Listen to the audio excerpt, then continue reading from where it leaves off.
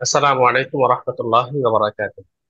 আলহামদুলিল্লাহি রাব্বিল আলামিন ওয়াস সালাতু ওয়াস সালামু আলা আশরাফিল আমবিয়াই ওয়াল মুরসালিন ওয়া আলা আলিহি ওয়া সাহবিহি আজমাইন। আম্মা বা'দ।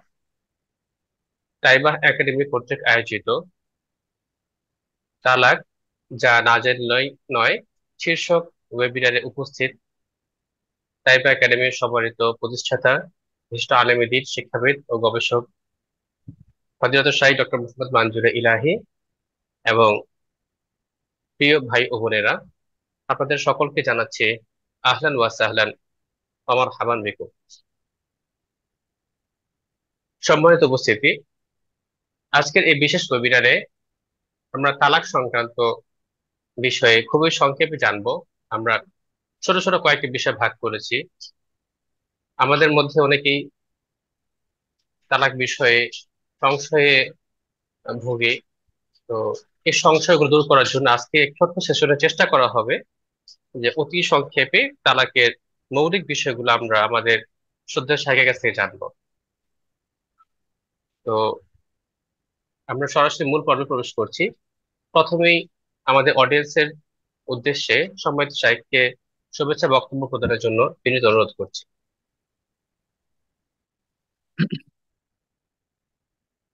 السلام عليكم ورحمة الله وبركاته.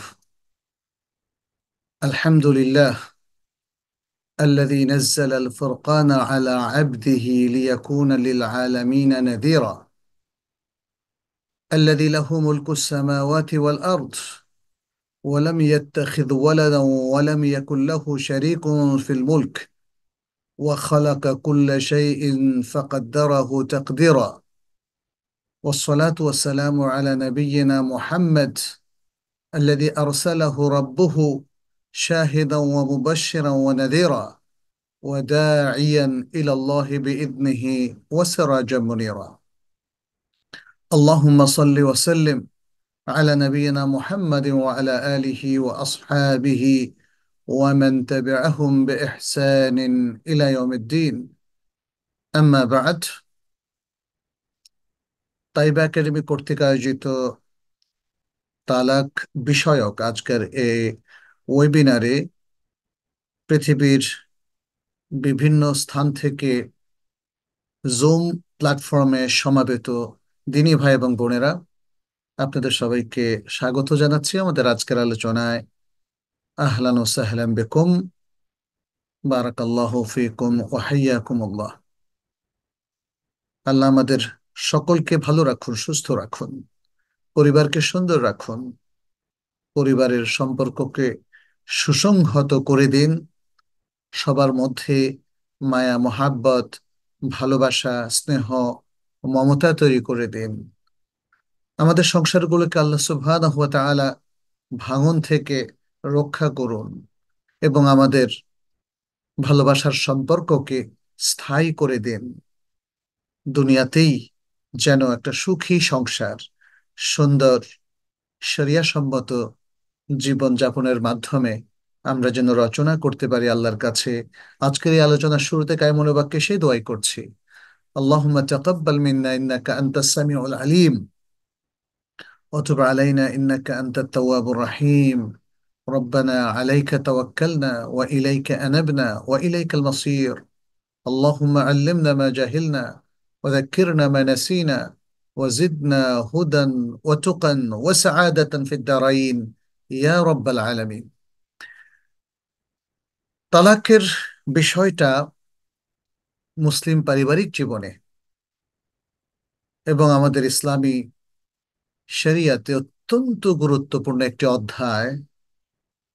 আমাদের জীবনের অনেক কিছু তালাক ম্যানেজমেন্টের উপর নির্ভর করছে। তালাক ব্যবস্থাপনা, শরিয়তের প্রত্যেকটা হুকুমেরই একটা ব্যবস্থাপনাগত দিকও আছে। যেমনটি আছে তালাকের বিধান এবং রুলিংস। আমরা অনেকেই রুলিংসটা নিয়েই খুব ব্যস্ত হয়ে পড়ি, বাট ব্যবস্থাপনাটা ভুলে যাই। আজকে আমরা এই দুটো বিষয়ই আপনাদের সামনে আলোচনা পেশ করব এবং আপনাদের দৃষ্টিও আকর্ষণ করব। তালাক সম্পর্কিত বিধানগুলো কি এবং তালাক ব্যবস্থাপনা কি করে সুচারুরূপে সুসম্পন্ন ভাবে করা যায়, যাতে করে বিবাহ এবং তালাক এই দুটো বিধানের মধ্য দিয়ে আমরা সঠিক সিদ্ধান্ত সঠিক সময় নিতে পারি এবং আমাদের জীবনকে, আমাদের স্বামী স্ত্রী, সন্তান সন্ততি, বাবা মা সকলে মিলে সুখী এবং সুন্দর করতে পারি। আল্লাহ যেন সে তৌফিক দান করেন। তো আমি মনে হচ্ছে যে আজকে হয়তো আলোচনার কয়েকটা ভাগ আছে। এই জন্য আমি আলোচনাটা এখন না করে পরবর্তী উপস্থাপকের পরামর্শের দিকে খেয়াল রাখবো, যে তিনি কি বলেন সে অনুযায়ী আমরা পরিচালনা করব। আমি সকলকে এই আহ্বানটা জানাতে চাই আজকের আলোচনার শুরুতে, যে আহ, বিবাহ এবং তালাক এ দুটো বিষয় আপনারা ভালো করে অধ্যয়ন করুন। আমরা বৈবাহিক জীবনের কর্তব্য নিয়ে এবং তালাকের গুরুত্বপূর্ণ মাসআলা নিয়ে একটা চমৎকার প্রোগ্রাম আপনাদের উদ্দেশ্যে আমরা উপস্থাপন করেছি, এবং খুবই অল্প ফিসের মাধ্যমে এনরোলমেন্টের ব্যবস্থা করা হয়েছে। সেটি হলো ইসলামের আলোকে পারিবারিক জীবন, আইএফএল, ইসলামিক ফ্যামিলি লাইফ। অত্যন্ত সুন্দর একটি প্রোগ্রাম, একটি কোর্স, এবং এর সাথে আমাদের যে পাঠ্য বইটা, প্রেসক্রাইবড বইটা আমরা তৈরি করেছি, সেটাও ইতিমধ্যে পাবলিশড হয়েছে। আপনাদেরকে আমি শুরুতেই আমাদের তাইবা একাডেমি কর্তৃক আয়োজিত এই কোর্সে এনরোল করার জন্য আহ্বান জানাবো। আমার মনে হয় এমন কেউ আমাদের মধ্যে নেই যিনি পরিবারভুক্ত জীবনযাপন করেন না, যিনি পরিবার থেকে বিচ্ছিন্ন, ডিটাচড। বরং মুসলিম জীবনের একটা গুরুত্বপূর্ণ অনুষঙ্গ হলো পরিবারভুক্ত জীবনযাপন করা। আমরা বাবা মা, সন্তান সন্ততি, ভাই বোন নিয়েই তো আমরা জীবনযাপন করি, তাই না? আমাদের বাবা আমাদের প্রিয় ব্যক্তিত্ব, আমাদের মা আমাদের সবচেয়ে প্রিয়, এবং এ দুজনই আমাদের মুরব্বী। আমাদের ভাই বোন আমাদের খেলার সাথী, আমাদের বন্ধু, আমাদের পরিবারের ঘনিষ্ঠ রক্ত সম্পর্কীয় সদস্য, আমাদের সন্তান সন্ততিরা আমাদের কলিজার টুকরা, তাই না? এভাবেই তো একটা সোনার সংসার গড়ে ওঠে ইসলামিক নিয়মের মধ্য দিয়ে, বৈধ বিবাহ প্রথা এবং তারপরে আরো নানা কার্যক্রম। এজন্যে একটা সুন্দর সুখী জীবনের যে ফিচারগুলো আছে, বৈশিষ্ট্যগুলো আছে, সেটা আমাদের জানা দরকার। একদম শুরু থেকেই বিবাহ কি করে শরীয়তসম্মত হতে পারে এবং আমরা বিবাহে আল্লাহর পক্ষ থেকে বারাকা পেতে পারি, তৌফিক প্রাপ্ত হতে পারি, সেই জন্য বিবাহের বিধিবিধানগুলো জানা দরকার। বিবাহের পরপরই জীবনের কিছু সমস্যা আমাদেরকে ফেস করতে হয়, সেজন্য পোস্ট ম্যারিটাল বিবাহ সম্পর্কিত কিছু কাউন্সিলিং আমাদের প্রয়োজন। তাই একাডেমি সেই ধরনের কাউন্সিলিংও আপনাদের জন্য উপহার দিচ্ছে, আপনারা সেই কাউন্সিলিং নিতে পারেন। আর পাশাপাশি বিবাহ যখন একটা জটিল পরিস্থিতির মুখোমুখি হয়, স্বামী ভাবে যে স্ত্রীর সাথে তার থাকাটা সম্ভব হবে না, বা স্ত্রী ভাবে এই স্বামীর সাথে তার থাকাটা কষ্টকর, তখনই তালাকের প্রসঙ্গটা চলে আসে। আবার অনেক সময় স্বামী হয়তো কিছুটা রাগের বশত বা রেগে মেগে গিয়ে তালাক দেন। আবার অনেক সময় স্ত্রী রেগে মেগে তালাক চান, তাই না? অনেক সময় তাদের দাম্পত্য কলহ তাদেরকে অনাকাঙ্ক্ষিত তালাকের দিকে ঠেলে দেয়, ফলে তছনছ হয়ে যায় তাদের সোনার সংসার। ফলে এই বিষয়টা নিয়ে আমাদের গভীর অধ্যয়ন প্রয়োজন। এটা একটা সামাজিক বন্ধন, দাম্পত্য সম্পর্ক শরঈ দিক থেকে একটা চমৎকার সামাজিক বন্ধন, আর এই বন্ধনকে ধ্বংস করে দেয় তালাক।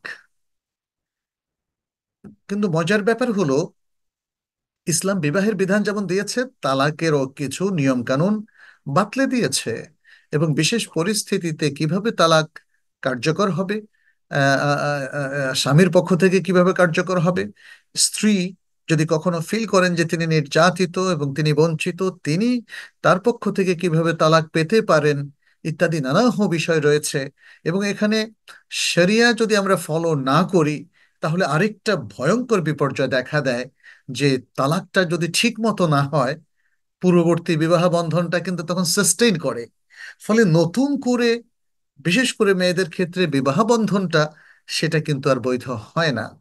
ফলে মানে জীবনের অনেকগুলো বাঁক এখানে আছে, জটিলতা এখানে আছে, সমস্যা এখানে আছে। আমাদের কাছে যারা কাউন্সিলিং করতে আসেন, এরকম শত শত রকম সমস্যা ইতিমধ্যে আমরা দেখেছি। ফলে আমরা ফিল করেছি যে তালাক নিয়ে আমাদের এরকম একটা ওয়েবিনার করা দরকার, যেখানে আপনাদের নানা প্রশ্নের উত্তর আমরা দেব এবং তালাকের পরিচিতি সহ আরো কিছু গুরুত্বপূর্ণ প্রসঙ্গ তুলে ধরবো। পাশাপাশি আমাদের ভবিষ্যৎ প্ল্যান রয়েছে এবং খুব দ্রুত আমরা সম্ভবত আহ, তালাক বিষয়ে একটা কোর্স চালু করব। এই ব্যাপারেও আপনাদের মতামত জানাবেন যে আপনারা কি এ সম্পর্কিত কোর্স চান কিনা। আর একইভাবে ফিকহুন নিকাহ বা ফিকহুজ জাওয়াজ, বিবাহ সম্পর্কিত একটা কোর্স আমরা চালু করব। কোনো সন্দেহ নেই, বিবাহ বিবাহিত দম্পতির সংখ্যা বেশি, তার মধ্যে কিছু সংখ্যক তালাকের দিকে চলে যায়, কিন্তু তালাকের ঝুঁকি প্রায় সব দম্পতিরই থাকে। ফলে যেহেতু বিবাহ নবী সাল্লাল্লাহু আলাইহি ওয়াসাল্লামের সুন্নাহ এবং বৈবাহিক জীবনে আমরা প্রায় সবাই আবদ্ধ হয়ে থাকি, এটা সবারই জানা প্রয়োজন। আর যারা মনে করেন যে আহ, তালাকের বিষয় নিয়ে তাদের একটু জানা দরকার, দাম্পত্য কলহ চলছে বা তারা তালাকের দিকে যাবেন কি যাবেন না ভাবছেন, ইত্যাদি বিষয় নিয়ে তাদের একটা কোর্স করা দরকার। কোনো সন্দেহ নেই, আমরা যখন তালাকের কোর্স করাবো তালাকের দিকে মোটিভেশন দেবে এমনটা মোটেই নয়, বরং তালাক না দিয়ে কিভাবে সংসার টেকানো যায় সেই ম্যানেজমেন্টটাও কিন্তু এখানে থাকবে। এবং পাশাপাশি তালাক যদি হয়ে যায় তারপরে আবার সংসারে ফিরতে পারি সেটা কিভাবে সম্ভব সেই ধরনের নির্দেশনাও থাকবে। আবার যখন তালাকটা অপরিহার্য হয়ে পড়ে, তখন নবী সাল্লাহ সাল্লামের সুন্নাহ মোতাবেক এবং সবচেয়ে শ্রেষ্ঠতম উপায়ে কিভাবে আমরা মিউচুয়াল আন্ডারস্ট্যান্ডিং এর মাধ্যমে একটা সংসারকে আলাদা বা বিচ্ছিন্ন করব, সেরকম রেকমেন্ডেশন এখানে থাকবে। ফলে পুরোটাই একটা ম্যানেজমেন্টেরও নাম। যাই হোক, আমি এতটুকু আজকে কথা বলে আমার প্রাথমিক কথা শেষ করলাম। পরবর্তীতে উপস্থাপকের পক্ষ থেকে কথা আসলে আমি আবারও কথা বলবো ইনশাল্লাহ। বারাকাল্লাহ ফিকুম ওয়া হাইয়াকুমুল্লাহ, হাদা ওয়া সাল্লাল্লাহু ওয়া সাল্লামা আলা নবিয়িনা মুহাম্মদ ওয়া আলা আলিহি ওয়া আসহাবিহি আজমাইন। সম্মানিত শাইখকে অত্যন্ত শুকরিয়া জ্ঞাপন করছি। শাইখ অত্যন্ত চমৎকার ভাবে উপস্থাপন করেছেন যে কেন তালাক সম্পর্কে জানতে হবে। তালাক সম্পর্কে জানার যে জরুরত, সেটা আশা করি আমাদের প্রত্যেক ভাই বোনের কাছে স্পষ্ট হয়েছে। তো এ পর্যায়ে আমরা তালাক সংক্রান্ত বিভিন্ন বিষয়ে স্পেসিফিক্যালি আমরা জানবো ইনশাআল্লাহ। তো শেখ, আপনার কাছ থেকে আমরা প্রথমেই যেটা জানতে চাই, তালাকের আবেদনিক ও পারিভাষিক পরিচয় যদি খুব সংক্ষেপে উপস্থাপন করতেন। তালাক কি এবং এ সম্পর্কে ইসলামের যে পরিচয় দেওয়া হয়েছে সে বিষয়ে যদি অত্যন্ত সংক্ষেপে তুলে ধরতেন প্লিজ। ধন্যবাদ। আহ, তালাকের যে আবিধানিক অর্থ আমরা সেটা নিয়ে প্রথমে কথা বলবো। এটি আরবি শব্দ। আহ, এর অর্থ হলো হাল্লুল ওয়েসাক, বন্ধনকে খুলে দেওয়া। এই যে যেমন ধরেন আমরা রশি দিয়ে একটা গিট্টু বাঁধলাম, তাই না? একটা মানে যেটাকে আমরা বন্ধন বলি, বাঁধলাম। সেই গিট্টুটা যদি খুলে বন্ধনটাকে মুক্ত করে দেই, সেটা হলো তলাক। এটাকে আরবিতে বলা হয় হাল্লুল ওয়াসাক। আচ্ছা, এটা এতলাক শব্দ থেকে এসেছে। এতলাক মানে হচ্ছে এরসাল, ছেড়ে দেওয়া। যেমন বলা হয় আতলাকুল আসির, আমি বন্দিকে ছেড়ে দিলাম, একজনকে বন্দি করলাম, অনেকটা বন্ধনের মতোই বন্দি করলাম, তাকে আমি ছেড়ে দিলাম। আতলাকুল আসির যখন তার যে শৃঙ্খল, যেটা দিয়ে আমি তাকে বেঁধেছিলাম, সেটা আমি খুলে দিলাম। হ্যাঁ, বলা হয় ফুলানুন তল্লাকাল ইয়াদা বিল খের, ফুলানুন তল্লাকাল ইয়াদা বিল খের, সে তার হাতকে ছেড়ে দিল কল্যাণ দিয়ে। খায়ের, খায়ের মানে মাল, সম্পদ দিয়ে। অর্থাৎ সে প্রচুর খরচ করে, সে প্রচুর দান করে। খরচ করে মানে এখানে দান করে। কোনো ব্যক্তি যখন কোনো দেশ ছেড়ে চলে যায় বলা হয় তাল্লাকাল বিলাদ। তাল্লাকাল বিলাদ ইদা তারাকাহা, যখন সে কোনো দেশ ছেড়ে চলে যায় বলা হয় তাল্লাকাল বিলাদ, সে দেশকে ছেড়ে দিল। মানুষ আহ, যখন কোনো গোলামির জিঞ্জিরে আবদ্ধ থাকে, তারপর যখন সে আজাদ হয়, তাকে আজাদ করে দেওয়া হয়, তখন বলা হয় তলিকুন। তলিকুন আয় সারা হুররান, অর্থাৎ সে স্বাধীন হয়ে গেছে, তাকে ছেড়ে দেওয়া হয়ে, আগে বেঁধে রাখা হয়েছিল গোলামের জিঞ্জিরে, এখন তাকে ছেড়ে দেওয়া হয়েছে। ফাসারা তালিকান আয় হুররান, তখন সে স্বাধীন হয়ে গেছে। আহ শরিয়তের পরিভাষায় তালাক হলো হাল্লু রাবেতাত জাওয়াজ ওয়া ইনহাউ আল আলাকাত জাওজিয়া, বিবাহের যে বন্ধন সেটাকে খুলে দেওয়া, উন্মুক্ত করে দেওয়া, এবং দাম্পত্য সম্পর্ককে শেষ করে দেওয়া। শেষ করে দেওয়া, শেষ করে দেওয়ার অর্থ হচ্ছে এটাকে এটাকে এখন ইন্ডিং এ নিয়ে আসা, এখন আর দাম্পত্য সম্পর্ক আর থাকবে না। তাহলে খুব সহজেই মানে তালাকের সংজ্ঞাটা আমরা পেয়ে গেলাম, যে বিবাহের বন্ধনকে খুলে দেওয়া এবং দাম্পত্য সম্পর্কে শেষ করে ফেলা, এটাকে আর অব্যাহত না রাখা। তাহলে এটাই হলো সংক্ষেপে বিবাহ তালাকের আবিধানিক এবং পারিভাষিক অর্থ।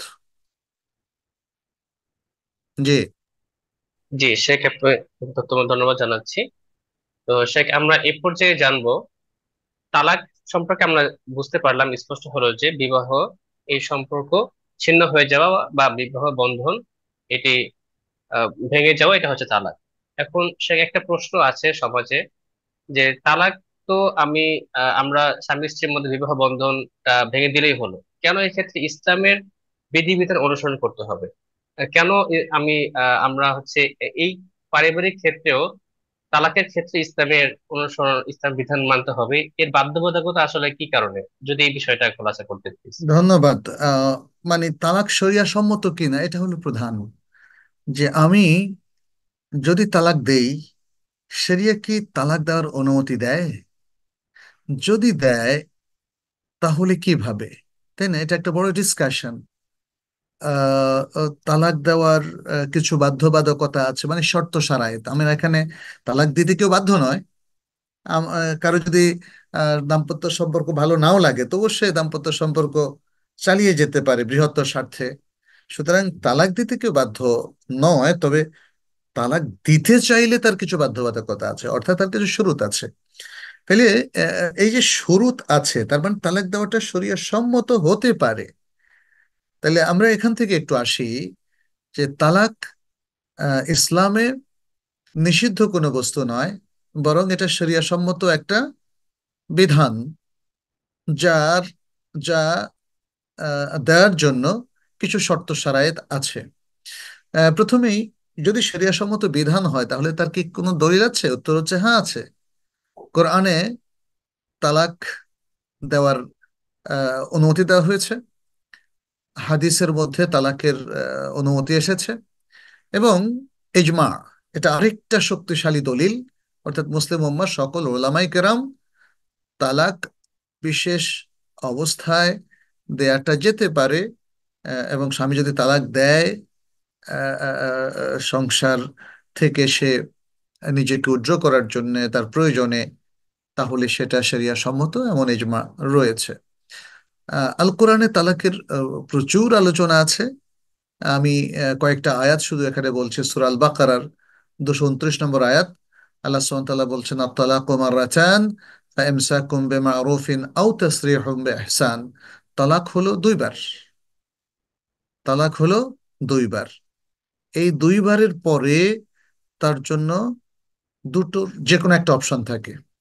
ফাইমসাকুম বিমা'রুফ, হয় সে সুন্দরভাবে তাকে আবার ফেরত নেবে, দাম্পত্য সম্পর্ক তারা খুব সুন্দরভাবে, সুস্থ মতো, মারুফ, সৎভাবে, সুন্দরভাবে তারা অব্যাহত রাখবে।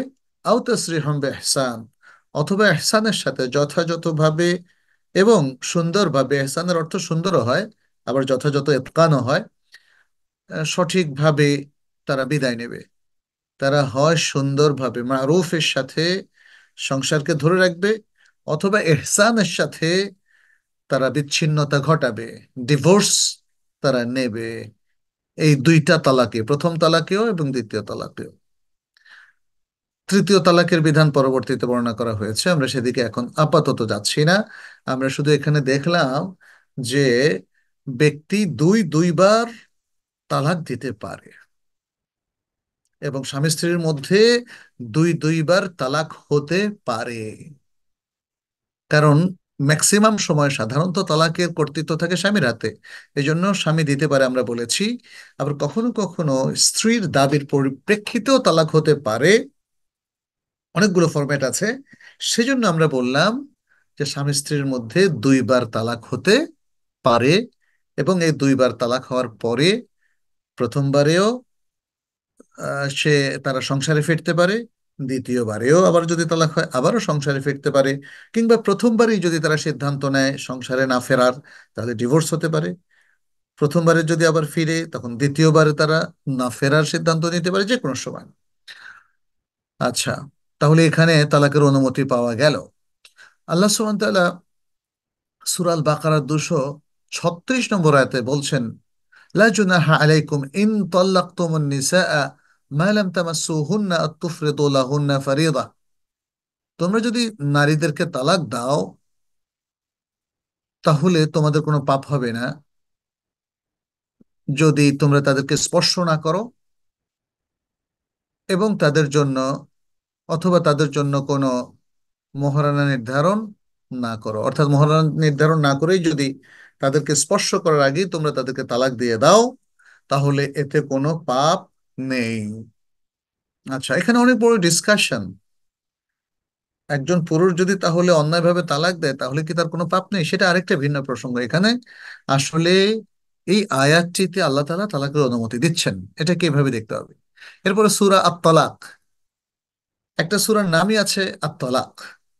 সেই আত-তালাকের প্রথম আয়াতে আল্লাহ সুবহানাহু ওয়া তাআলা তার নবীকে উদ্দেশ্য করে বলছেন, ইয়া আইয়ুহান নাবিয়্যু ইযা তাল্লাকতুমুন নিসাআ ফাতাল্লিকুহুন্না লিইদ্দাতিহিন্না ওয়াহসুল ইদ্দাহ।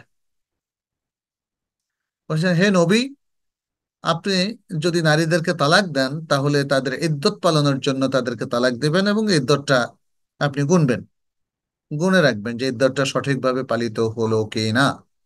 তাহলে এখানেও আল্লাহ সুবহানাহু ওয়া তাআলা তার নবীকে মানে স্ত্রীদেরকে তালাক দেওয়ার পদ্ধতিটা বাতিয়ে দিলেন, এবং সেখানের জন্য ইদ্যতটাকে অপরিহার্য করে দিলেন। আচ্ছা, এরপরে সুন্নার কিছু দলিল আছে। আমি জাস্ট এখানে একটা ছোট্ট দলিল বলি। আপনারা জানেন কিতাবুত তালাক, এটা বড় একটা চ্যাপ্টার হাদিসের গ্রন্থগুলোতে। এখানে আহ আব্দুল্লাহ ইবনে ওমর রাদিয়াল্লাহু তাআলা আনহুমা, তিনি তার স্ত্রীকে তালাক দিয়েছিলেন। সেই স্ত্রী তখন হাইজরত অবস্থায় ছিল নবী সাল্লাল্লাহু আলাইহি ওয়াসাল্লামের যুগে। তখন ওমর ইবনুল খাত্তাব রাদিয়াল্লাহু তাআলা আনহু রাসূল সাল্লাল্লাহু আলাইহি সাল্লামকে এ সম্পর্কে জিজ্ঞেস করলেন যে ব্যাপারটা কেমন হলো, যে আমার ছেলে এভাবে তার স্ত্রীকে তালাক দিল, তার স্ত্রী হায়েজ অবস্থা ছিল। তখন রাসূল সাল্লাল্লাহু আলাইহি সাল্লাম বললেন, মুরহু ফালিয়ুরাজাহা, তাকে বলো সে যেন তাকে ফেরত নেয়। থুম্মা লিয়ুমসিকহা হাত্তা তাতহুর, এরপরে যেন সে তাকে সংসারে টেনে নেয় পবিত্রতা অর্জন করা পর্যন্ত। থুম্মা তাহিদ, মানে এরপরে তিনি এখানে বললেন যে আহ, আহ, কিভাবে ইদ্যত পালন করতে হবে। সেই ইদ্যতটা আর সময়ে যদি সে চায় তাকে নিতেও পারবে, আবার যদি সে চায় তাহলে তাকে আহ, তালাক দিয়ে দিতে পারবে। তবে স্পর্শ করা যাবে না, স্পর্শ করলে তালাকটা বাতিল হয়ে যাবে, কিন্তু তালাকের গণনাটা ঠিক থাকবে। তো এটা ছিল সেই ইদ্দাত। রাবি বলছেন, ফাতিলকাল ইদ্দাতুল্লাতি আমার আল্লাহু, এটা রাবি নয়, এটা নবী সাল্লাল্লাহু আলাইহি ওয়াসাল্লামের কথা। ফাতিলকাল ইদ্দাতুল্লাতি আমার আল্লাহু আন তুতাল্লাক লাহা আন-নিসা, এটা হলো সেই ইদ্দাত যে ইদ্যত পালনের জন্য আল্লাহ তাআলা নারীদেরকে মানে নারীদের তালাকের কথা উল্লেখ করেছেন। আর ইজমায়ের কথা তো আমরা একটু আগে বলেছি। কেন তালাক শরিয়া সম্মত হলো, আমার মনে হয় সংক্ষেপে সেই আলোচনাটাও আসতে পারে। আহ ইমাম ইবনে কুদামা রাহিমাহুল্লাহ সহ আরো প্রায় প্রত্যেক ফকিহ, প্রত্যেক মাযহাবের সকল ফুকাহায়ে কেরাম, তারা এর মাশরুইয়াত এবং এর হিকমত বর্ণনা করেছেন। তো তিনি বলেছেন ওয়াল ইবরাতু দাল্লাতুন আলা জাওয়াজি তালাক, তালাক জায়েজ হওয়ার উপরে আহ, অনেকগুলো বিষয় প্রমাণ বহন করে, এবং অনেকগুলো ইবরাতও রয়েছে, শিক্ষাও এখানে রয়েছে, কারণও এখানে রয়েছে। রুব্বামা ফাসাদাতিল হালু বাইনা যাওজাইন, অনেক সময় দেখা যায় স্বামী স্ত্রী উভয়ের মধ্যে অবস্থা খুবই শোচনীয় হয়ে যায়, বিপর্যয় দেখা দেয় তাদের পারস্পরিক সম্পর্কে। ফায়াসিরু বাকাউন নিকাহি মাফসাদাতান মাহদা, তখন তাদের এই দাম্পত্য সম্পর্ক এবং বিবাহ যদি বাকি থাকে, স্থায়ী থাকে, তখন এটা তাদের জন্য একটা বড় কষ্টের কারণ, ফাসাদের কারণ, ফিতনার কারণ। কারণ এভাবে তারা আর চলতে পারছে না, তারপরেও তারা বিবাহ টিকিয়ে রাখছে। এটা আমাদের সমাজে অনেকে অনেককে দেখা যায়, এবং আমার কাছে অনেকে এরকম কাউন্সেলিং নিতে এসেছিলেন যে আমরা আসলে এত কঠিন অবস্থার মধ্যে আছি যে বিবাহ সম্পর্ক রক্ষা করতে পারছি না, অথচ আমরা বিবাহ ভাঙতেও চাচ্ছি না। ইসলাম এখানে এটা বলেনি যে যত কষ্টই হোক বিবাহ ভাঙা যাবে না, এটা ইসলাম বলেনি। বরং ইসলাম বলেছে যদি স্বামী এবং স্ত্রী ফিল করে যে তাদের বিবাহ মানে চালিয়ে যাওয়ার ক্ষেত্রে, দাম্পত্য সম্পর্ক চালিয়ে যাওয়ার ক্ষেত্রে একটা বড় ধরনের কষ্ট, বিপর্যয়, মানসিক একটা অস্থিরতা বা সমস্যা বিরাজ করবে, তখন তারা তালাকের দিকে যেতে পারে। এটা ইবনে কুদামা বলেছেন। আহ তারপরে যেমন ধরেন, এখন অনেক সময় দেখা যাচ্ছে যে কোনো পুরুষ হয়তো নারীকে জোর করে বন্দি করে রাখলো যে না, তোমাকে আমি কষ্ট দিব। হ্যাঁ, অনেক পুরুষ যদি এটা করেন, নারীকে কষ্ট দেওয়ার উদ্দেশ্যে তাকে তালাক দিচ্ছে না, তখন ইসলাম এটা পছন্দ করে না, এবং নারীর জন্য কিছু সুযোগ তখন তৈরি করা হয়। এভাবেই দেখা যাচ্ছে স্বামী বা স্ত্রীর পক্ষ থেকে যখন নানা রকম সমস্যা তৈরি হয়, কোনো একজন অথবা তারা উভয়ে তালাক চাচ্ছে, এবং সে তালাক চাওয়ার গ্রাউন্ড আছে, কারণ আছে, তখন ইসলাম তাদের জন্য পথ খুলে দেয়, তালাকের সুযোগ করে দেয়। তালাকের জন্য কিছু শর্ত শারায়েত আছে, কারণ তালাকের কিছু পদ্ধতি আছে, তালাকের কিছু রোকন আছে, স্তম্ভ আছে, এগুলো নিয়ে আমরা পরে আলোচনা করব প্রশ্ন আসলে, যেমন আরকানুত তালাক আছে, তারপরে তালাকের সিগা আছে, তালাকের জন্য নিয়ত কখন লাগবে লাগবে না, তারপরে তালাক কখনো সুন্নাহ হতে পারে, তালাকে বেদআ হতে পারে। হ্যাঁ, এরপরে তালাকের প্রকারভেদ আছে, তালাকের শব্দ কখনো স্পষ্ট হতে পারে, কখনো অস্পষ্ট হতে পারে, তালাক চাওয়ার বিধান কি হতে পারে, ইত্যাদি নানা বিষয়গুলো আছে। আমরা আশা করি যে প্রশ্নের মাধ্যমে সেগুলো আসলে আমরা তখন উত্তর দেব ইনশাল্লাহ। তালাকের হুকুমের বিষয়টাও আছে। জি। জি শেখ, আপনাকে অত্যন্ত সত্যি জ্ঞাপন করছি যে আপনি একই সাথে তালাকের যে বিধান কোরআন এবং হাদিস থেকে আমরা পাচ্ছি সেটা যে অনুসরণ করতে হবে সেটার দলিল যেমন উপস্থাপন করেছেন, এবং পাশাপাশি এর যে হিকমা সেটাও স্পষ্ট করেছেন। আলহামদুলিল্লাহ। তো আমরা তালাকের এই বিধান অনুসরণের বাধ্যবাধকতা এবং এই বিধান আল্লাহ তাআলার পক্ষ থেকে যে নাজিল হলো তার হিকমা জানার পর আমরা সংক্ষেপে এটা জেনেছি যে তালাকের হুকুম এবং তালাকের ক্ষেত্রে কোন শব্দ ব্যবহার করতে হবে এরকম ফিকহি নানা বিষয় আছে। সেটা একটি বিস্তর বিষয়, যেটা আজকের এই ছোট্ট সেশনে কমপ্লিট করার সুযোগ হয়তো হবে না। তো শাইখ, এই পর্যায়ে আমরা খুব সংক্ষেপে তালাকের সুন্নাহ পদ্ধতিটা জানতে চাচ্ছিলাম।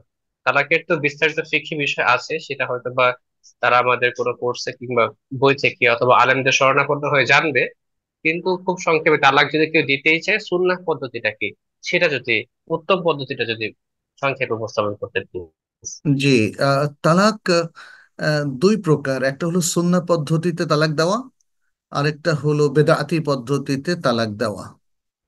আর এ দুটো আমাদের জন্য জানা খুব জরুরি, কারণ তালাক যেহেতু একটা শরঈ বিধান, সুন্নাহ পদ্ধতিতে তালাক যদি কেউ দেয় তাহলে তো তালাক হবে সর্বসম্মতিক্রমে, কিন্তু বেদাতি পদ্ধতিতে তালাক দিলে সেটা হবে কিনা এটা নিয়ে বিস্তর ইখতিলাফ রয়েছে।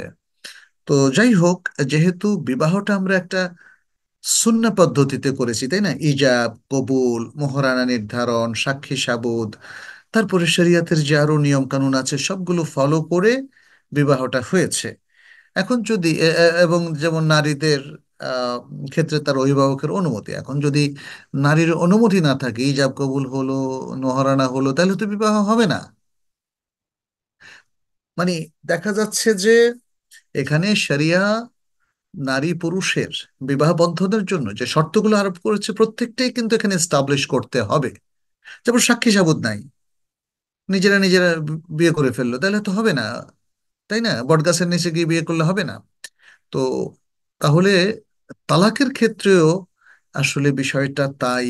যদিও ওলামায়ে কেরাম একদল বলেছেন তালাকুল হাজেল, যে ব্যক্তি ইচ্ছাই হোক অনিচ্ছাই হোক মুখে দিয়ে তালাক বললে হয়ে যাবে, এ বিষয়টা যদিও ওলামায়ে কেরামের অনেকেই কথা বলেছেন, তাদের প্রতি সম্মান রেখে আমরা বলছি আবার কোরআন হাদিসের আলোকে বিশ্লেষণ করলে দেখা যায় যে ব্যাপারটা ঠিক আসলে এমনটা নয়।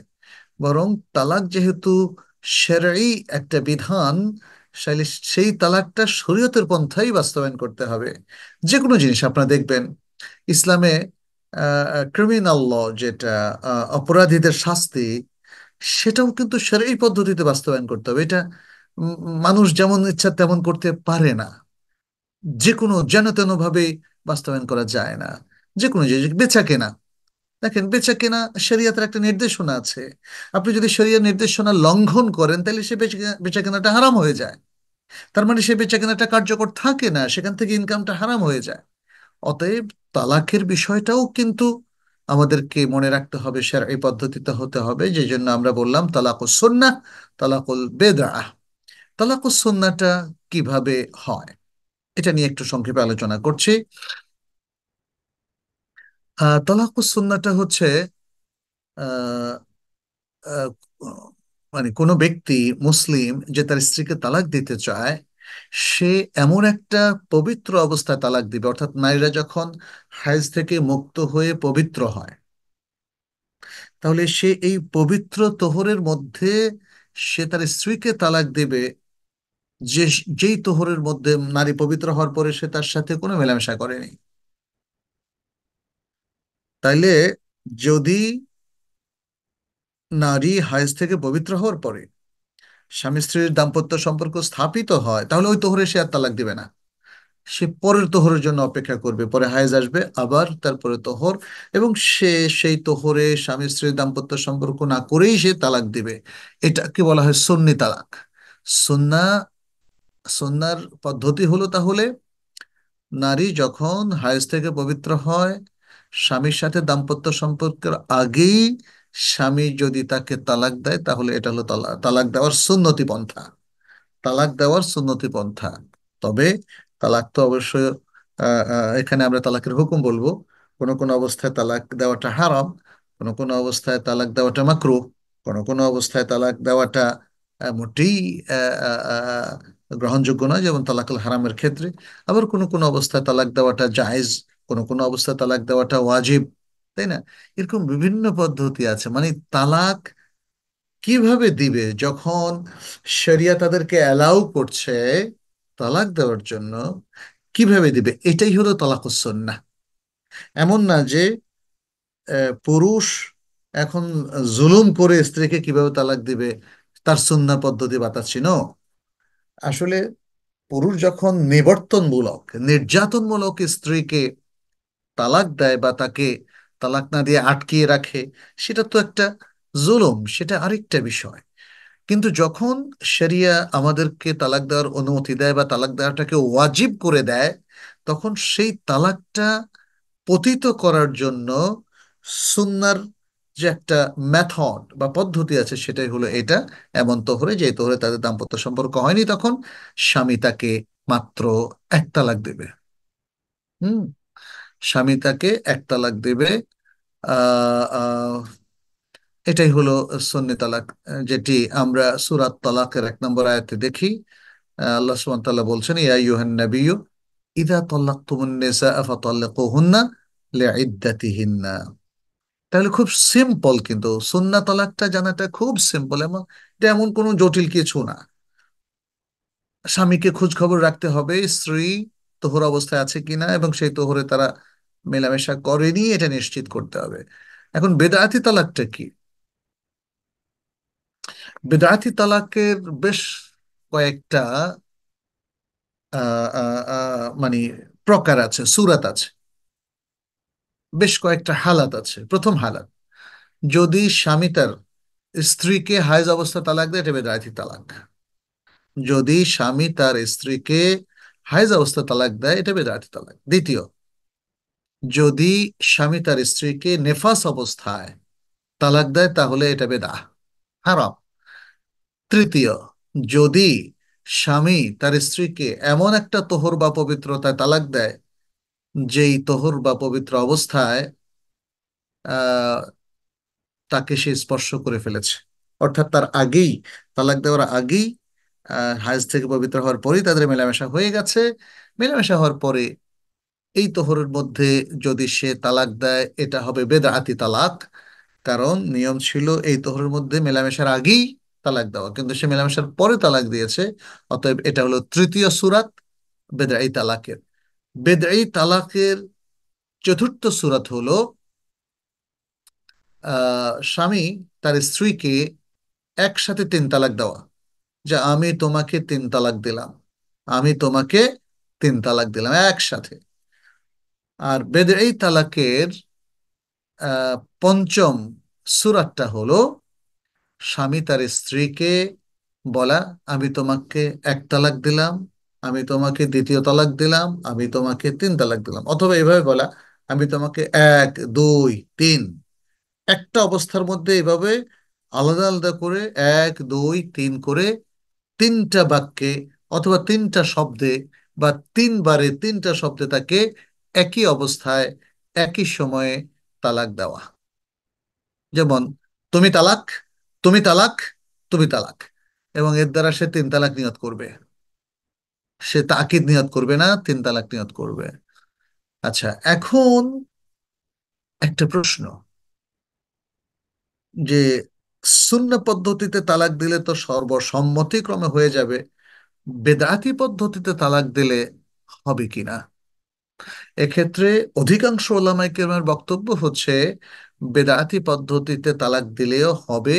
অতএব কোনো ব্যক্তি যদি তার স্ত্রীকে হায়েজ অবস্থায় বা নেফাস অবস্থায় বা এমন তোহরে, যে তোহরে তারা ইতিমধ্যে মেলামেশা করে ফেলেছে, তালাক দেয়, তালাক হবে। এবং তারা আরো বলেছেন, যদি সে একসাথে তিন তালাক দেয়, যে তোমাকে তিন তালাক দিলাম, তাহলেও তালাক হবে।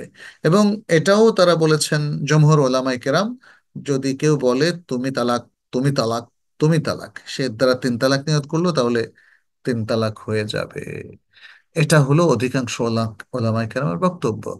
তবে ওলামায়ে কেরামের মধ্যে একদল বলেছেন যে না, তালাক বেদাতি পন্থায় কার্যকর হবে না।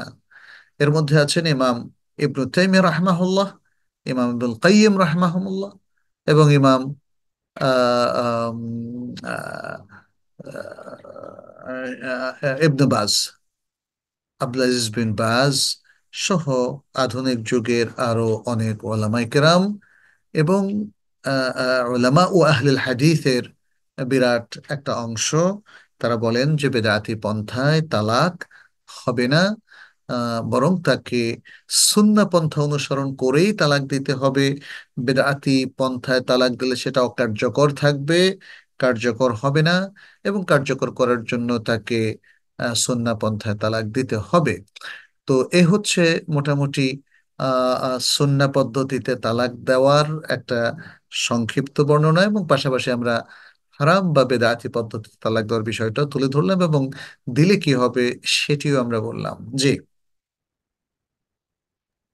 যে শেখ, আপনি যত তো চমৎকার ভাবে সংক্ষেপে তুলে ধরেছেন সুন্নাহ পদ্ধতি তালাক এবং হচ্ছে বিদআতি পদ্ধতির তালাক। আশা করি আমাদের ভাই বোনদের কাছে এটা স্পষ্ট হয়েছে।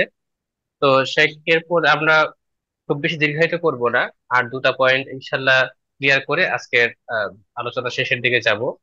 তো শেখ, এই পর্যায়ে যেটা জানতে চাচ্ছিলাম যে অনেক দম্পতির মাঝে সংশয় সৃষ্টি হয় এবং এই বিষয়ে তারা বেশি কমপ্লেক্সিটি ফেস করেন, যে আহ, কিছু জিহার কিংবা এরকম কিছু কথাবার্তা বা কাজকর্মের মাধ্যমে যেটা সুস্পষ্টভাবে তালাক হয় সেটা তারা বুঝতে পারেন না। আবার তালাক আহ, হয়েছে কি হয়নি, এটা একটা শঙ্কা থেকে যায়। তো এরকম ক্ষেত্রে তারা কি করবেন, করণীয় কি, এ বিষয়ে যদি বলতেন, কি ধরনের কাজের ক্ষেত্রে জিহার হবে, বা তালাকের কাছাকাছি কি ধরনের কাজ বা কি ধরনের কথা হতে পারে, এবং করণীয় বর্জনীয় কি, এই ব্যাপারে যদি সাহেব বলতেন please। ধন্যবাদ মাহবুব। আহ, জেহার তো তালাক নয়। দেহার হচ্ছে স্ত্রীকে বলা, আন্তি আলাইয়া কা যাহরি উম্মি, তুমি আমার কাছে আমার মায়ের পেটের মতো। এভাবে যে কোনো একটা দেহের অংশের সাথে তাকে সদৃশ্য দিয়ে উল্লেখ করা। মা যেহেতু সন্তানের জন্য চিরতরে হারাম, মা আমাদের প্রিয় মা, সম্মানের জায়গায় ইসলাম কখনোই সন্তান এবং মায়ের মধ্যে কোনো ধরনের যৌন সম্পর্ককে অ্যালাউ করে না। বরং মায়ের সম্মান এতটাই বেশি, যখন স্ত্রীকে সে মায়ের সাথে তুলনা করলে স্ত্রী হারাম হয়ে যাবে। এটাকে বলা হয় দেহার। এবং এই দেহারের কাফফারা দেওয়ার আগ পর্যন্ত, সেটা যদি দীর্ঘদিন হয়, স্বামী স্বামীর জন্য স্ত্রী হালাল হবে না। এটি কোরআনে আল্লাহ তাআলা বিস্তারিত বর্ণনা করেছেন।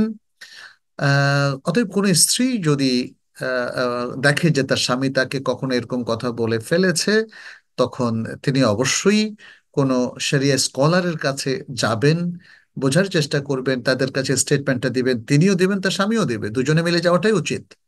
কারণ এখানে এক পক্ষের কথা শুনে আসলে সমস্যা হয়।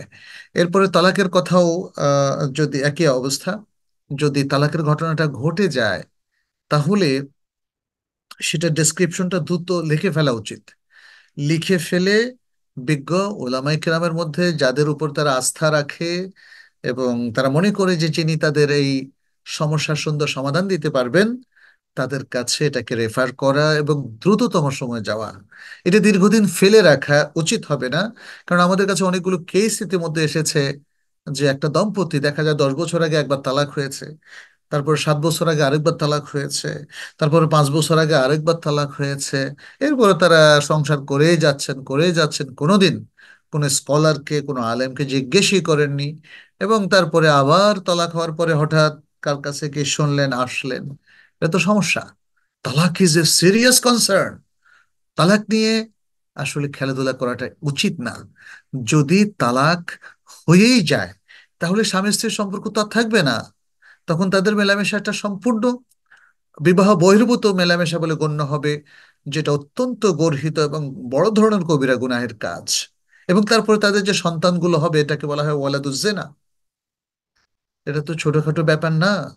আপনি তো আজকে আধুনিক সমাজের মানুষ হয়ে যদি বলেন আমি ইসলামের এগুলো মানি না, এখন তো অনেককে বলতে শোনা যাচ্ছে যে তারা ভিন্ন ধর্মের মেয়েদেরকে বিবাহ করছে, আবার মুসলিম মেয়েরা মুসলিম ছেলেদেরকে বিয়ে করছে।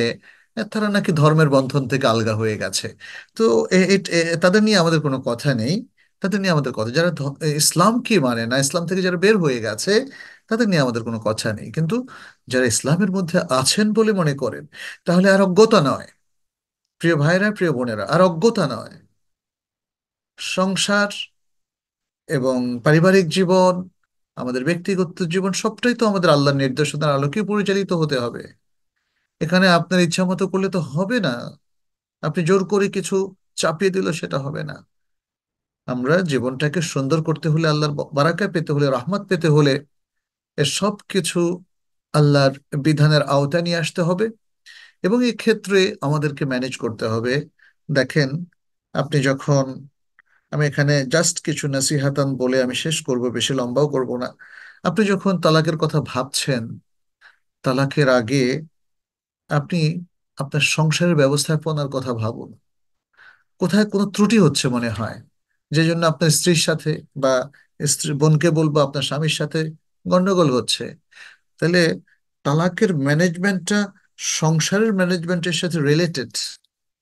যদি আপনারা সংসারের এই খুঁটিনাটি ঝগড়াঝাটিগুলো মিটমাট করে ফেলার মতো চমৎকার ম্যানেজমেন্টে রপ্ত করেন, তাহলে তো তালাকের প্রয়োজন নাই। তাহলে তালাক নিয়ে কোনো কথাবার্তার প্রয়োজন নাই। তালাক নিয়ে কারো অ্যাডামেন্ট হওয়ার কোনো প্রয়োজন নাই। যখন দেখা যাচ্ছে যে স্ত্রী তালাক চায়, বাপের বাড়ি চলে গেল, আর আসবে না, তখন স্বামী সহ তারা বিপদে পড়ে যায়।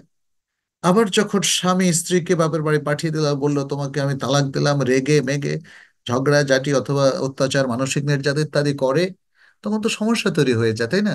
তখন কোরআন বলছে উভয় পক্ষ থেকে এক একজন সালিস, হাকাম, কোরআনের ভাষায় সেটাকে হাকাম, হাকাম মিন আহলি ও হাকাম মিন আহলিহা, স্বামীর পক্ষ থেকে একজন হাকাম বা সালিস, স্ত্রীর পক্ষ থেকে একজন হাকাম বা সালিস নির্ধারণ করে তারা তাদের মধ্যে মিলমিশের চেষ্টা করবে। এবং তার ভিত্তি হচ্ছে ফাইমসাকুম বিমারুফিন আও তাসরিহুম বিইহসান। খুব চমৎকার একটা সলিউশন ইসলাম দিয়েছে। যদি তারা সংসারে ফিরে, সুন্দরভাবে ফিরবে, উল্টাপাল্টা না, এই মন কষাকষি করে একদম রাগারাগি করে ফিরবে নাও, সবকিছু মিটমাট করে ফিরবে। আর যদি তারা বিদায় হতে চায়, এই সংসার তারা করবে না, বিচ্ছিন্ন হতে চায়, তাহলে সেটাও এহসানের সাথে, এহসান, এহসান, একের প্রতি অন্য এহসান করবেন, এবং সুন্দর আচরণের মধ্য দিয়ে, পজিটিভ এবং প্রোঅ্যাক্টিভ অ্যাপ্রোচের মধ্য দিয়ে তারা সংসার থেকে বিচ্ছিন্ন হবেন। তাহলে আর এই যে হওয়ার যে ম্যানেজমেন্ট আপনারা খেয়াল করেছেন, দেখেন কোরআনিক ম্যানেজমেন্ট, সালিস, আমাদের কেউ কি সালিসের কাছে যায়? আমাদের এখন সালিসের প্রথা হচ্ছে লোকাল পঞ্চায়েত, পঞ্চায়েতরা কিছু জানে? আমরা দেখেছি তালাকের বিষয়গুলো নিয়ে খুব জটিল পরিস্থিতির সৃষ্টি হয় বিভিন্ন গ্রামে গঞ্জে। আবার অনেকে, আপনারা তালাক নিতে গিয়ে দেখা যাচ্ছে যে আপনারা উকিলের কাছে যান, উকিল। আর আমি এরকম অনেকগুলো ইস্যু দেখেছি। উকিল মহোদয় তিনি ভাববেন যে আমি জানি না, আমার মনে হয় অজ্ঞতাই বেশি এখানে। আর সেটা হচ্ছে তিনি দেখলাম যে অধিকাংশ উকিল সবসময় একসাথে তিন তালাক দিতে খুব পছন্দ করেন। মানে যেটা এদেশের অধিকাংশ মানুষের অনুসৃত যে হানাফি মাযহাব, তাদের মত অনুযায়ী তিন তালাক কিন্তু হয়ে যায়। ফলে একটা চরম বিপর্যয় পড়ে, আর চরম বিপর্যয় পড়ার পরে অনেক মানুষের রোগী হয়ে যাচ্ছে। তাহলে এই তালাক ম্যানেজমেন্টটা উকিলের মারফতে হোক, কাজীর মারফতে হোক, কাজী যেটা নিকাহ রেজিস্ট্রার, অথবা আমাদের লোকাল কোর্টের মাধ্যমে হোক, অথবা গ্রামের পঞ্চায়েত, অথবা ঢাকা শহরের কাউন্সিলরের মাধ্যমে হোক, এগুলোর মধ্যে প্রচন্ড জটিলতা আছে। আমি এসব কিছুর আগে বলবো যে এই ম্যানেজমেন্টের সবচেয়ে বড় দিকটা হলো আপনি শরিয়া স্কলার, যিনি বিজ্ঞ, এই মাসালাগুলো জানেন, তার পরামর্শে আসবেন। আরেকটা জিনিসও এখানে আসে, যে দেখা যাচ্ছে যে আমাদের দেশের অধিকাংশ মুফতি তিন তালাককে তিন তালাক বলেন। তাহলে আপনি কি করবেন? এবং এক্ষেত্রে দেখা যাচ্ছে যে আমাদের দেশে আহলুল হাদিস এর মানহাজের অনুসারীরা তিন তালাককে এক তালাক বলেন অধিকাংশ ক্ষেত্রে। আবার বিপরীতও হতে পারে, হানাফি মাযহাবেরও কোনো মুহাক্কিক আলেম তিনি যদি তিন তালাককে এক তালাক বলেন দলিলের ভিত্তিতে, এটা জায়েজ আছে। আবার কোন আহলুল হাদিস তিনি যদি মনে করেন যে আমার কাছে তিন তালাক, তিন তালাক একসাথে দিলে হবে, এটাই শক্তিশালী, তাহলে সেটাও একজন আহলুল ইলম এর একজন সদস্য হিসাবে বা তলেবুল ইলম হিসাবে সেটা তার জন্য জায়েজ আছে। কারণ আলটিমেটলি দিন শেষে কোরআন সুন্নাহকে তো ফলো করতে হবে, যে যে মাযহাবে থাকুক না কেন। ফলে একটা মাযহাবের কেউ যদি অনুসারী হয়, তারপরে কোরআন সুন্নাহর ভিত্তিতে সে তার মাযহাব থেকে অবশ্যই বের হওয়ার অধিকার রাখে। ফলে এই সমস্ত মাসআলার ক্ষেত্রে আমাদের ম্যানেজমেন্টটা কি হবে, কার কাছে যাব, কিভাবে সলিউশন করব, নাকি মানুষকে কিছু টাকা দিয়ে রাজি করাবো, এটা কিন্তু জায়েজ হবে না। ফলে হোল জিনিসটা, আমার মনে হয় এটা সম্পর্কে আমাদের একটা সঠিক কনসেপ্ট এবং নলেজ থাকা দরকার। আমাদের সঠিক নলেজটা থাকলে, হোক এর হুকুম সম্পর্কিত, হোক আমাদের পারিবারিক ব্যবস্থাপনা সম্পর্কিত, এবং হোক যদি তালাক দিতে চাই, তাহলে কোন ম্যানেজমেন্টে কিভাবে তালাক দেব, কিভাবে এটা কার্যকর হবে, অথবা কার্যকর হওয়ার পর আবার কিভাবে সংসারে ফিরবো বা আদৌ সুযোগ আছে কিনা, এসব কিছু সম্পর্কে জ্ঞান লাভ করা ছাড়া আসলে আমাদের সংসারগুলো সুন্দর হবে না। জীবনে তালাকটা একটা বলা মুসিবত হিসেবে দেখা দিবে, এবং পরবর্তীতে আমাদের বৈবাহিক সম্পর্ক, দাম্পত্য সম্পর্ক কঠিন হয়ে পড়বে। আল্লাহ যেন আমাদেরকে সকল কাঠিন্য থেকে, কঠোরতা থেকে, বিপর্যয় থেকে, ফিতনা থেকে, বালা মুসিবত থেকে রক্ষা করেন, আমি সে দোয়া করছি। এবং পাশাপাশি আমাদের জীবনটা যেন সুন্দর হয়। জি। জি শেখ, আলহামদুলিল্লাহ, আজকের এই সেশনে আমরা অনেক গুরুত্বপূর্ণ তথ্য জানতে পেরেছি। বিশেষ করে সর্বশেষ যেই পয়েন্টটি ছিল, যে তালাকের ক্ষেত্রে করণীয় বর্জনীয়, তো সম্মানিত ভাই বোন, আপনারা যারা শুনছেন, আপনাদের কাছ থেকে আমরা অনেক সময় রিকোয়েস্ট পেয়ে থাকি সাইবার একাডেমির সাইবার কাউন্সিলিং সেবা। সেখানে বৈবাহিক ও তালাক বিষয়ক অনেক প্রশ্ন তো থাকে। তো এখানে একটা গুরুত্বপূর্ণ বিষয় সাহেব বলেছেন, যখন এরকম কোনো ঘটনা ঘটবে সেটা লিখে ফেলা, এবং স্বামী এবং স্ত্রী দুজনেই হচ্ছে কোনো আলেমের কাছে গিয়ে সেটা উপস্থাপন করা, এবং দুজনের কথা শুনেই তারা কোনো সমাধান দেবেন। তো আমরা এক্ষেত্রে সাইকে আলোচনা থেকে আহ, আমরা আহ, এই তথ্য পেয়ে আমরা এটি সাজেস্ট করবো যে সাইবার একাডেমি সাইবার কাউন্সিলিং সেবা যখন আপনাকে নিতে চাবেন, তো চেষ্টা করবেন যে আপনারা স্বামী স্ত্রী উভয়ই উপস্থিত হওয়ার জন্য, এবং সেটা একটা রিটেন ফরম্যাট যদি থাকে লিখে ফেলা, যাতে কোনো তথ্য ভুলের কারণে বা ভুলে যাওয়ার কারণে তখন ফাটাবার সময় সেটা মিস না থাকে, এবং পরবর্তী যেন সেই বিষয়গুলো মনে পড়ে এমনটা না হয়। তাই আপনারা এই বিষয়টা নিশ্চিত করবেন। তো সে আমরা আজকের এই সেশনে আর খুব বেশি দীর্ঘায়িত করব না। সে প্রশ্নোত্তর কি আমরা নেব? প্রশ্নোত্তরের সময় কি হ্যাঁ, কিছু হবে কিনা? কিছু 10 মিনিটের জন্য প্রশ্ন উত্তর নিতে পারো, কারণ অনেকেই হয়তো উদ্গ্রীব হয়ে আছে প্রশ্ন করার জন্য। আমরা খুব সংক্ষেপে উত্তর দেওয়ার চেষ্টা করব। অন্তত 5টা প্রশ্ন নেওয়া যেতে পারে, যেগুলো খুব সংক্ষেপ, ডিটেলস প্রশ্ন উত্তর আজকে দেওয়া যাবে না, ঠিক? জি শেখ, তাহলে আমি আপনার অনুমতি ক্রমে আমরা 5টা প্রশ্ন নিব। সম্মানিত ভাই বোনেরা, আপনারা একটু হ্যান্ড রেজ করবেন। এখানে আমরা কঠোরভাবে আপনার সাজেস্ট করতেছি কেবলমাত্র তালাক বিষয়ে প্রশ্ন করবে, অন্য কোনো বিষয়ে না, যেটা অনেক বিষয় কভার করা যাবে না। মাত্র 5টা প্রশ্ন আমরা নেব। তো তালাকের বিষয়ে যদি আপনাদের আহ আসলে কোনো কিছু জানার থাকে, আমরা সেই বিষয়ে উত্তর দেওয়ার চেষ্টা করবো, শাইখের কাছ থেকে জেনে নেব। সেটা আমরা শুরুতে দেখতে পাচ্ছি কামরুন নাহার বোন হ্যান্ড রেজ করেছেন। বোন, আপনি প্রশ্ন করতে পারেন, আমরা মাইক্রোফোন অ্যাক্সেস দিয়ে দিচ্ছি। বোন, আপনি এখন মাইক্রোফোন আনমিউট করে প্রশ্ন করতে পারবেন। কামরুন নাহার বোন, আপনি প্রশ্ন করুন please। আসসালামু আলাইকুম শায়েক। আহ, আমি ওয়ালাইকুম আমেরিকা থেকে আসসালাম। বলছিলাম। আমি আমার 13 বছর হয়েছে, বিয়ে হয়েছে যে। তো বিয়ের আসলে 2 মাসের থেকে আমাদের সমস্যা শুরু হয়, তো এরপরে থেকে দেখা যেত আমরা আলাদা থাকতাম। আমার বাচ্চা হয় বিয়ের 5 বছর পরে। 4 বছরই আমরা মানে আলাদাই থেকেছি। তো 4 বছরে অনেক মানুষ সহ আমার ফ্যামিলি তার ফ্যামিলি মিলে আমরা অনেকবার বসা হয়েছে যে সংসারটা মানে চালানোর চেষ্টা করার জন্য। তো 5 বছরের পরে আসলে আমার বাচ্চা হয়, বাচ্চা হওয়ার পর থেকে আমরা দুজন দু রুমে থাকি। মানে 5 বছর থেকে আমরা মানে 5 বছর পরে থেকে আমরা এক ছাদের নিচে থাকি, কিন্তু 2 রুমে থাকি। আর আমাদের মধ্যে কোনো ধরনের মানে স্বামী স্ত্রীর সম্পর্কটা হচ্ছে এরকম, দরকারে আমার সাথে হয়তো কোনো কথা বলছে, বাসায় মেহমান আসবে, মানে বাহিরের মানুষের সামনে আমরা হয়তো একরকম, কিন্তু ঘরের মধ্যে আমরা কেউ কারোর সাথে কোনো ধরনের কোনো কথা বলি না। শুধু আমার ছেলে হচ্ছে 7 বছরের, ওর জন্যই আমরা কথা বলি যে ওর এটা লাগবে বা বাজার করতে হবে। কিন্তু আমিও ওনার সাথে নর্মাল না, উনিও আমার সাথে নর্মাল না। উনি জি, প্রশ্নটা কি ওনার আপনার বলেন? মানে প্রশ্নটা হচ্ছে আমরা মানে ভালো নাই গত 13 বছরই, কিন্তু এখন এমন একটা জায়গায় আছি যে আমি আমেরিকায়, উনি আমেরিকায় এসছে চলে গেছেন, উনিও সংসার করতে চায় না, আমিও সংসার করতে চাই না। এখন আমার একটা ছেলে আছে 7 বছরের। এখন ছেলেটার জন্য আমিও পারছি না সংসারটা ভাঙতে, উনিও পারছেন না, কিন্তু কেউই আসলে সংসার করার মতো অবস্থায় নাই। এখন সেক্ষেত্রে মানে উনি চাচ্ছে আমি তাকে ছেলেটা দিয়ে দেওয়ার জন্য, 7 বছরের ছেলে আমার। এখন আমি ছেলেটাকে দেওয়া নিয়েও আমার একটা প্রশ্ন আছে যে মা হিসেবে আমি আসলে কেউকে রাখার, আমাকে আল্লাহ কোনো মানে কোনো কিছু আছে কিনা। আর আমি যদি তাকে তালাক দিতে হয়, উনি উনি আমি যতটুকু বুঝি যে সমাজ আর টাকার জন্য দিতে দিতে চাচ্ছেন না। তো আমি যদি দিয়ে দেই ওনার কোনো সমস্যা নাই। সেক্ষেত্রে আমাকে যদি দিতে হয়, আমি এখন যেহেতু আমেরিকায় আছি, সেক্ষেত্রে আসলে আমি কিভাবে দিতে পারি বা কি করা উচিত এখন আমার আসলে। জি, ধন্যবাদ আপনাকে। এটা তো অনেক গুরুত্বপূর্ণ একদিকে আপনার জন্য, আবার অন্যদিকে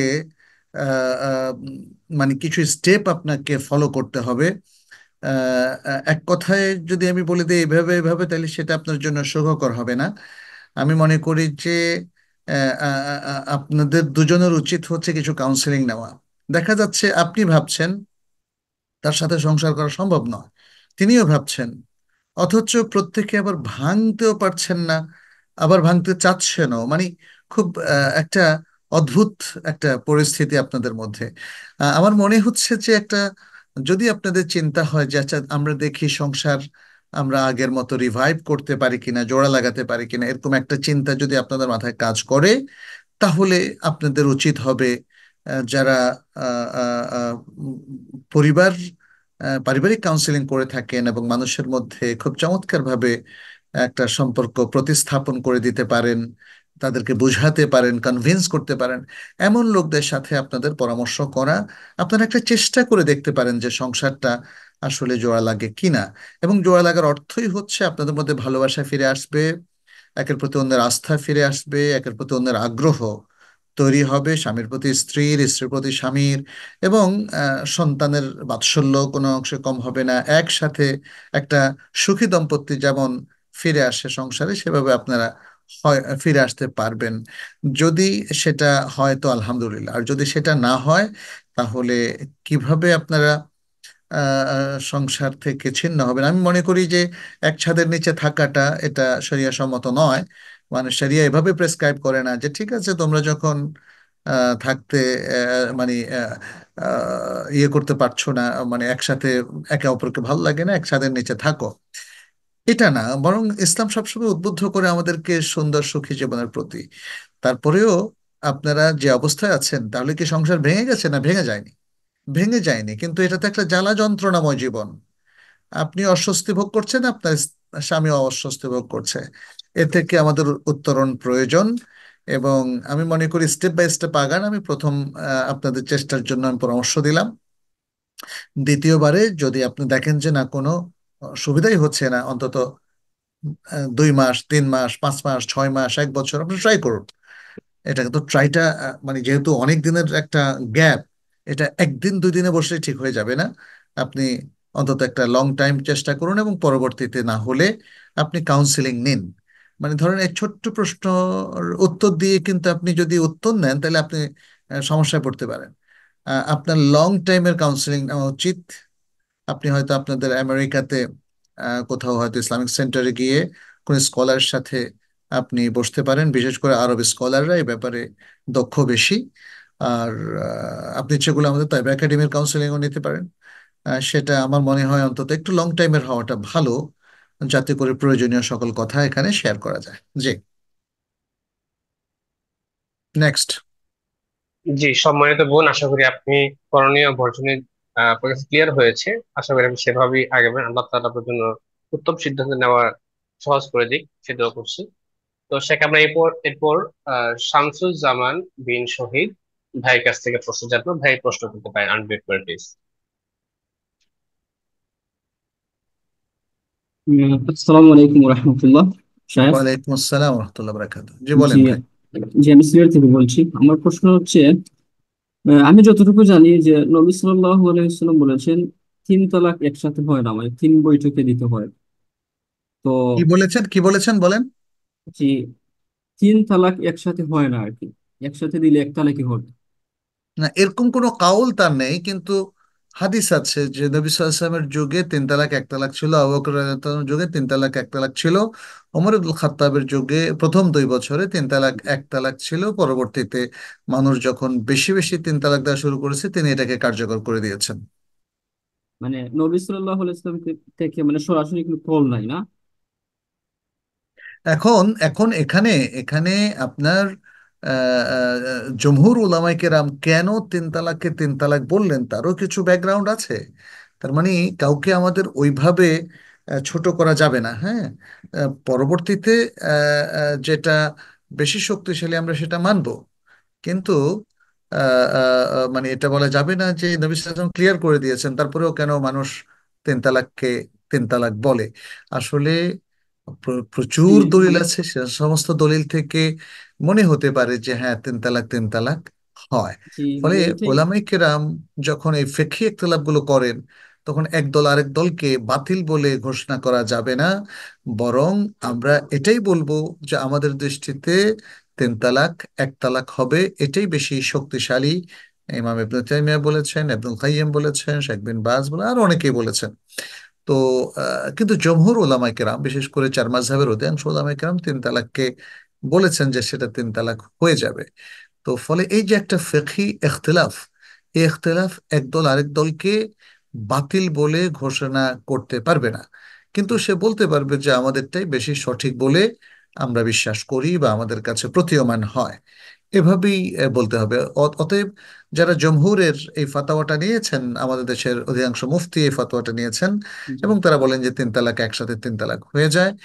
তারা কিন্তু যারা অন্য মতটা গ্রহণ করেছে 3 তালাক 1 তালাক হয়, সে মতটাকে তারা বলতে পারবে না যে আরে ভাই 3 তালাক তো হয়ে গেছে, আপনি যে 1 তালাক বলছেন এটা ভুল, অতএব আপনার দাম্পত্য জীবন ভুল হচ্ছে। এইভাবে ব্লেম দেওয়া যাবে না।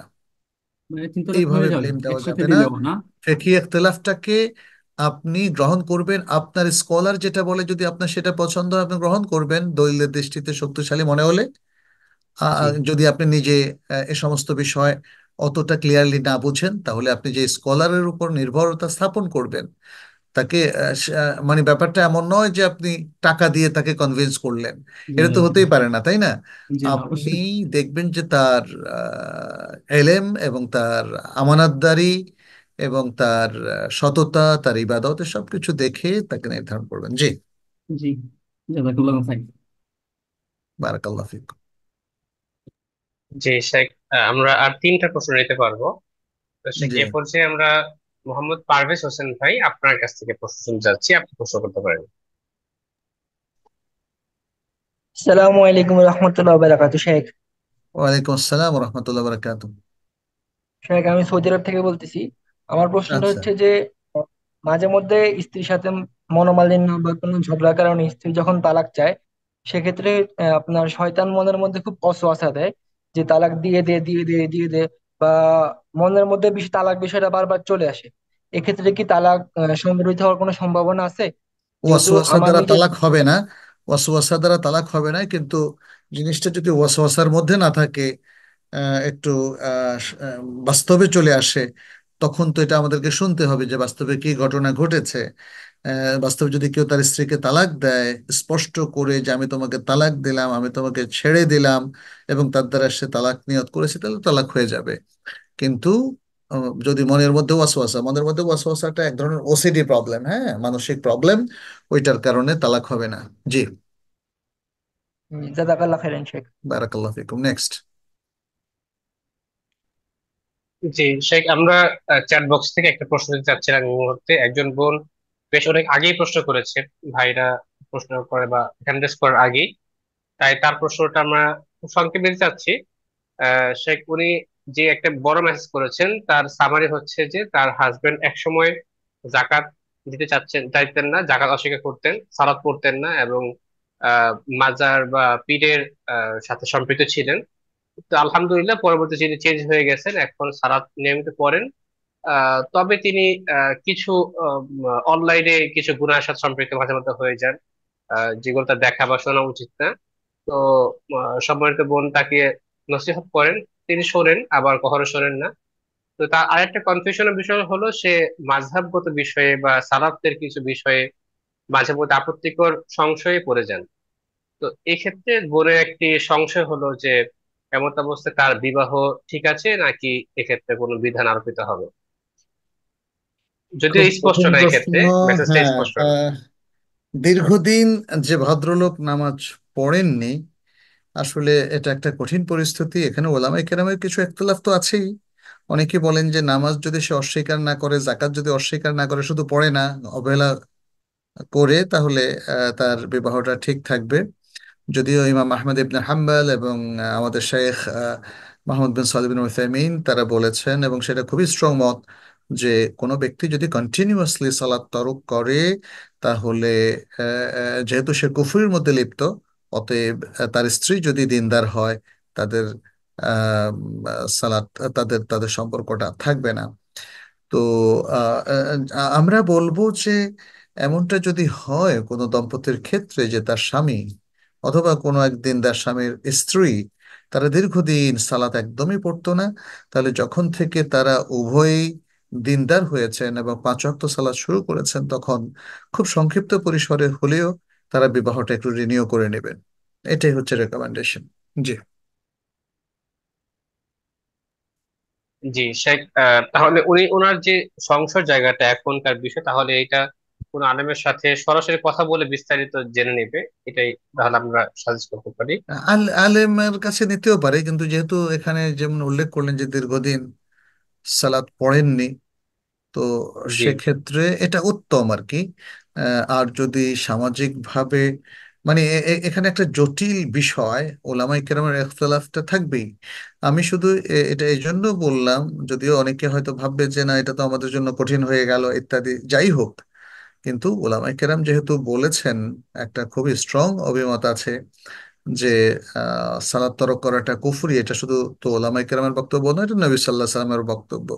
ফলে উত্তম হচ্ছে সন্দেহ থেকে মুক্তির জন্য তারা তাদের পারিবারিক বলয়ে খুব সংক্ষিপ্তভাবে নতুন করে আগদটা রিনিউ করে নেবে। জি। জি, আশা করি তাহলে সম্মানিত বোন আপনার উত্তম যে করণীয় সেটা জানতে পেরেছেন, এবং আপনি সেভাবেই আহ সিদ্ধান্ত নেবেন প্লিজ। সেটাকে আমরা আজকে সর্বশেষ প্রশ্ন নিতে চাচ্ছি। ইঞ্জিনিয়ার ইয়াসির আরাফাত ভাই, আপনি প্রশ্ন করতে পারেন। আসসালামু আলাইকুম শাইখ। আহ, ওয়ালাইকুম আসসালাম রহমতুল্লাহ।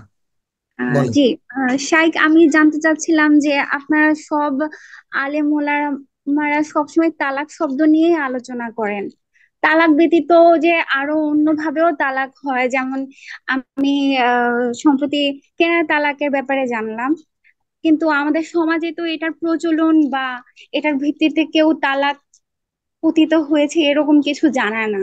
তো সেক্ষেত্রে আপনি কি বলবেন যে দেখা যাচ্ছে যে তালাকের নিয়তে কোনো কিছু বলছে কিন্তু স্ত্রী তো জানলো না, যে স্বামীর মনে তালাক শুধু দিবে চিন্তা করছে, তাই বলল যে বাসা থেকে চলে যাও বা আহ রাখবো না তোমাকে, এরকম কিছু, তখন ওই ক্ষেত্রে কি হবে? তা কেনা তালাকের ব্যাপারটা তো আসলে এটা আমাদের সমাজে। এটা আমরা তো বলেছি যে এটা আমাদের কোর্সে থাকবে ইনশাল্লাহ। এটা কেনা তালাকের আলোচনায় বিশাল এক লম্বা আলোচনা, সেখানে নিয়ত লাগবে। আর তুমি চলে যাও, বের হয়ে যাও, হ্যাঁ, এইটা মানে এই ধরনের শব্দগুলো যদি প্রচলিতভাবে তালাকের অর্থে ব্যবহৃত হয় তাহলে তালাক হবে। অন্যথায় তুমি এখনই ঘর থেকে বের হও, এটা সরাসরি আসলে তালাকে কেনায়ার মধ্যেও পড়বে না।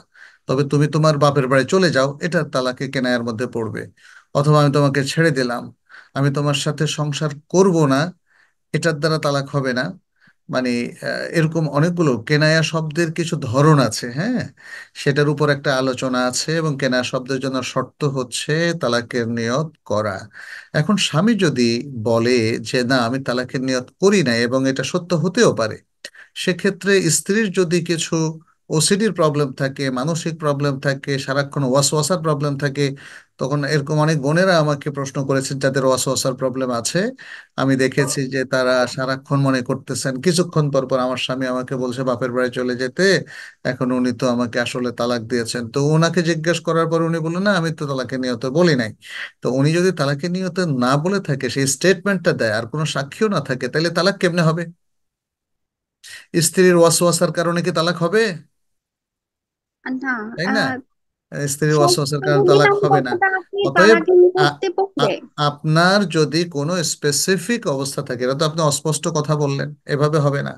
কারো কোনো স্পেশাল কেস থাকলে নিজেরা কাউন্সেলিং নেবেন।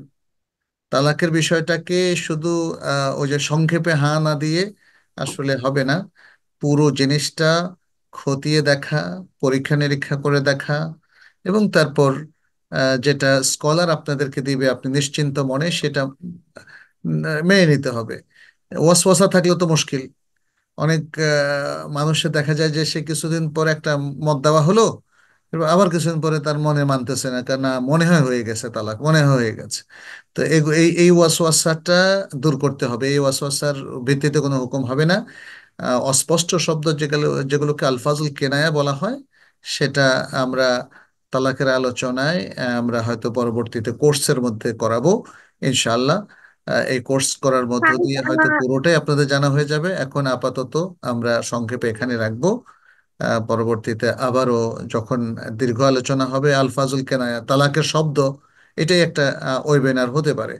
পরবর্তীতে যদি সম্ভব হয় আমরা সেই ওয়েবিনারে এগুলো নিয়ে কথা বলবো। আজকে আমরা এতটুকুই রাখছি।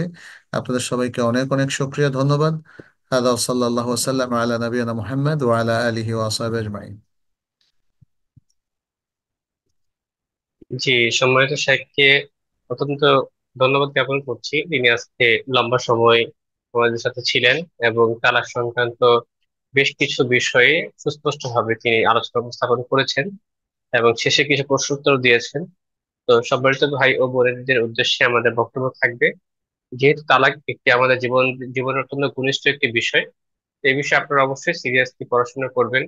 এক্ষেত্রে আপনারা যে কোনো সোর্স থেকে পড়তে পারেন, তবে তাইবাকের পক্ষ থেকে আমাদের যে সুযোগটুকু আমরা আপনাদের জন্য রেখেছি সেটা হচ্ছে আলিমুল আইএফএল বা ইসলামিক ফ্যামিলি লাইফ, এই কোর্সটি, বা বাংলায় ইসলামের আলোকে পারিবারিক জীবন, এই কোর্সটি আপনারা সম্পন্ন করতে পারেন। এটা প্রি রেকর্ডেড, আপনাদের সুবিধা মতো সময় আপনারা এই কোর্সটি করতে পারবেন। ভিডিও ক্লাস নোট পরীক্ষা সবকিছুই থাকবে অনলাইনে।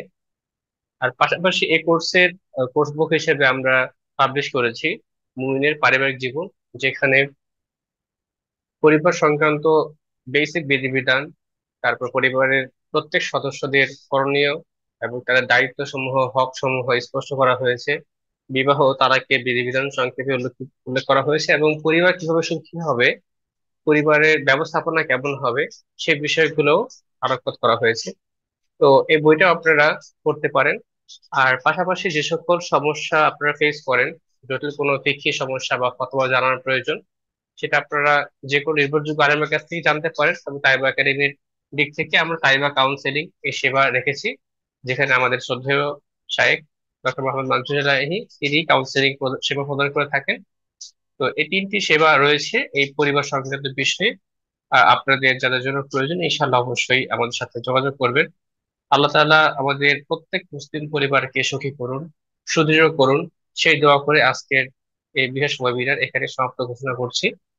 সুবহানাক আল্লাহুম্মা ওয়া বিহামদিকা আশহাদু আল্লা ইলাহা ইল্লা আনতা আস্তাগফিরুকা ওয়া আতুবু ইলাইক। আসসালামু আলাইকুম ওয়া রাহমাতুল্লাহি ওয়া বারাকাতুহু।